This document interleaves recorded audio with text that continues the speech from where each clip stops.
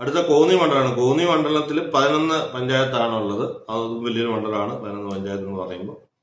കോന്നി മണ്ഡലത്തിലെ UDFിനാണ് ഏറ്റവും കൂടുതൽ വോട്ട് കിട്ടിയിട്ടുള്ളത്. UDFിന് 52,000-ഓളം വോട്ട് കിട്ടിയപ്പോൾ LDFിന് 47,000 വോട്ടേ ഉള്ളൂ. ഒരു 4,000 വോട്ടിന്റെ കുറവുണ്ട് LDFിന്. BJP NDAക്ക് 26,000 വോട്ട് ഉണ്ട്. 20% BJPക്ക് വോട്ടുണ്ട്.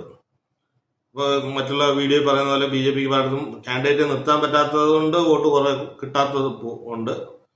കാരണം പല പഞ്ചായത്ത് വാർഡുകളിലും BJPക്ക് മത്സരിക്കാൻ ആളില്ല, ചില പോക്കറ്റുകളിലേ ഉള്ളൂ. അപ്പൊ തന്നെ മണ്ഡലം വരുമ്പോൾ, അസംബ്ലി മണ്ഡലം വരുമ്പോൾ ഒരു 4,000-5,000 വോട്ട് എല്ലാം കൂടെ പല വാർഡുകളിൽ നിന്നും കിട്ടുവാണെങ്കിൽ ഒരു 4,000 വോട്ടൊക്കെ BJPക്ക് അഡീഷണൽ കിട്ടും, എന്തായാലും കിട്ടുമെന്നാണ്. ഒരു പാർട്ടി വോട്ട് അവിടെ കിടപ്പുണ്ടെന്നാണ് ഒരു നിഗമനം. പിന്നെ സ്വതന്ത്രം 12,000 വോട്ടുണ്ട്. കോന്നിയുടെ കണ്ടീഷനിലെ മെമ്പർമാർ നോക്കുകയാണെങ്കിൽ UDFിന് 83 മെമ്പർമാരുള്ളപ്പോൾ LDFിന് 64 മെമ്പർമാരുള്ളത്. NDA BJPക്ക് 21 മെമ്പർമാരും മറ്റുള്ളവർ അതേഴ്സ് സ്വതന്ത്രമായിട്ട് 9 പേരുമാണ്. ഈ ഒരു കണ്ടീഷനിൽ ആകെ 4,000 വോട്ട് വ്യത്യാസമുള്ളൂ. ഭരണവിരുദ്ധ തരംഗം LDFിന് ഉണ്ടെങ്കിലും ഈ കോന്നി മണ്ഡലത്തില് UDFിന്റെയും BJP അത് BDSന് കൊടുത്തു സീറ്റ്. കഴിഞ്ഞ തവണ K. സുരേന്ദ്രൻ മത്സരിച്ച സീറ്റാണ്. അതേപോലെ ശക്തമായ കാൻഡിഡേറ്റ് ഇടുന്നതിന് പകരം BDJസിനാണ് കൊടുത്തത്. BDJS കാൻഡിഡേറ്റും അത്ര അറിയപ്പെടുന്ന ഒരാളല്ല BDSന്റെ കാൻഡിഡേറ്റ്.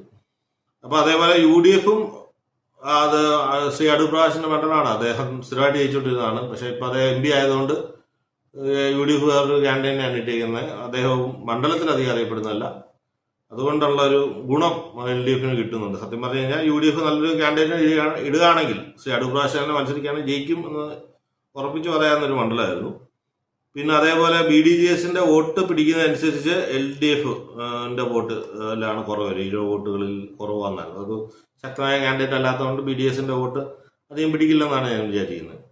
അപ്പൊ അത് ഈ ഒരു 4,000 വോട്ട് ഈ കോന്നി മണ്ഡലത്തിൽ സ്ഥാനാർത്ഥി നിർണയത്തിലുള്ള പാളിച്ച കൊണ്ട് LDFിന് അത് ഗുണകരമാവുമെന്നാണ് എൻ്റെ വിശ്വാസം.